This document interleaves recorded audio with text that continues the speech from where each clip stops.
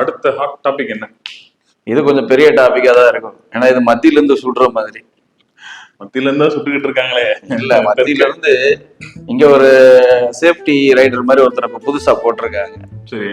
அவர் பிஜேபியோட தலைவரா இருக்காரு, திரு நயினார் நாகேந்திரன்.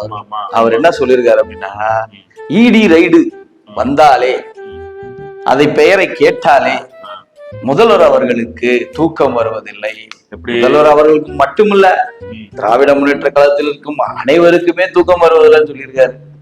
எப்படி 15 வருஷத்துக்கு முன்னாடி அவங்களுக்கும் தூக்கம் வராம வந்திருக்கும். ஈடு ரைடு காங்கிரஸ் கொடுக்கும் போது, அதாவது அரசு மாறி மாறி வரும்போது அரசோட இயந்திரங்கள் என்று அரசை சரியாக இயக்கக்கூடிய இயந்திரங்கள் என்று சொல்லப்படக்கூடிய இடி, சிபிஐ இந்த மாதிரியான விஷயங்களை வைத்து ஆளும் கட்சியை, அதாவது மாநிலத்தில் உள்ள எதிர்கட்சிகளை மிரட்டுவது என்பது சாதாரண விஷயம் தான். ஸோ அது ஒன்றும் தவிர்க்க முடியாது. ஆட்சி மாறும்போது அந்த சம்பவங்கள் மாறும்.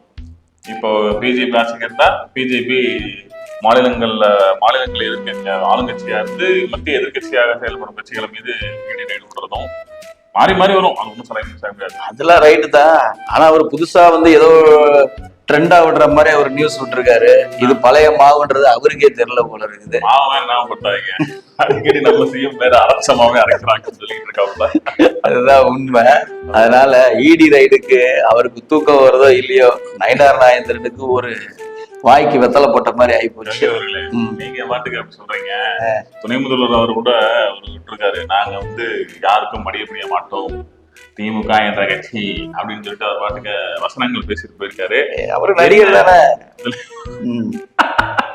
இதுல என்ன முக்கியமான நோக்கம் அப்படின்னா, கடந்த 3 ஆண்டு காலமாக நிதி ஆயோக் விஷயத்தை புறக்கணித்த நம்ம முதல்வர் அவர்கள் இந்த ஆண்டு எங்கடா பிளைட் ஏறி புக் பண்ணுங்கடா அப்படின்னு சொல்லிட்டு ஏறி போனதாக தகவல்.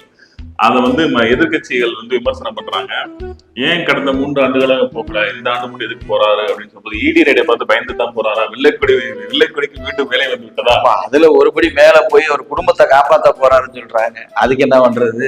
ஆமா. ஆனா முதல்வர் அவர்கள் வெற்றிகரமாக நிதி ஆயோக் கூட்டத்தில் கலந்து கொண்டு கொடுக்கப்பட்ட 7 நிமிடங்களிலும் பேசி தனது உரையை சிறப்பாக முடித்துள்ளார் என்று சொல்லப்படுகிறது. இருந்தாலும் அந்த கேப்ல பர்சனலா பிஎம் பாக்குறதுக்கு அப்பாயின்மெண்ட் வாங்கியோ அதையும் பார்த்துட்டு வந்துட்டாரு. சோ அந்த பர்சனலா நடந்த விஷயங்கள் விவரங்கள் யாருக்கும் தெரியல, அங்க என்ன பேசப்பட்டதுன்னு தெரியல. அவரு வெண்குடை வேந்தர் அல்லவா? ஆமா ஆமா, வெண்குடை வேந்தர். அதாவது டெல்லிக்கு போன வெண்குடை வேந்தர், இந்த சென்னைக்கு வரும்போது கருப்பு பலூன் வேந்தர் அப்படின்னு சொல்லலாம். இதோட முயற்சி என்னன்றத நம்ம பின்னாடிதான் பார்க்க முடியும். பொறுத்திருந்து பார்க்கலாம். திரும்பாதீங்க முன்னாடி.